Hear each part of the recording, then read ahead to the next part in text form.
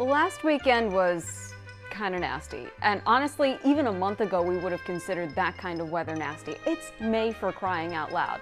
But you know, we were long overdue for a cold snap like this. I'll explain why in this week's Heather's Weather Wise.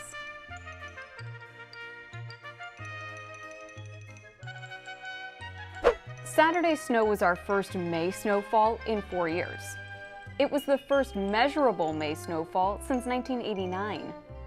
Safe to say the cold season has overstayed its welcome, but remember, most of the time, it really wasn't that cold. January through mid-April had just 21 days below average.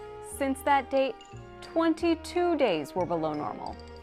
Here's the month-by-month breakdown for high temperatures versus what's normal for each month. January and March both made the top 10 warmest list.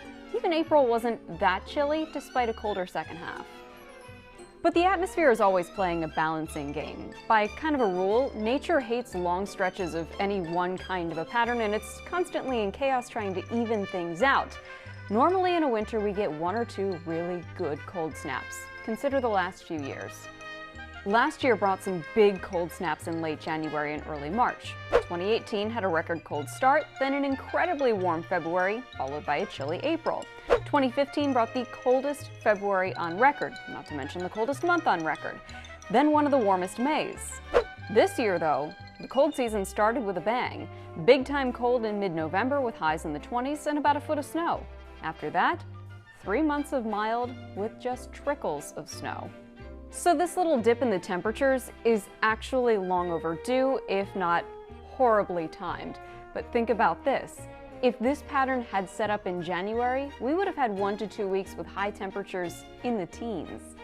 I think what really makes this cold pattern such a mental struggle is this sight. Lake Erie stayed ice-free, and we got mentally ready for an early jump on summer. It's a reasonable thought, but Lake Erie isn't the only thing that influences Buffalo's weather. So just like with those claims on the internet, if something seems too good to be true in the atmosphere, it probably is.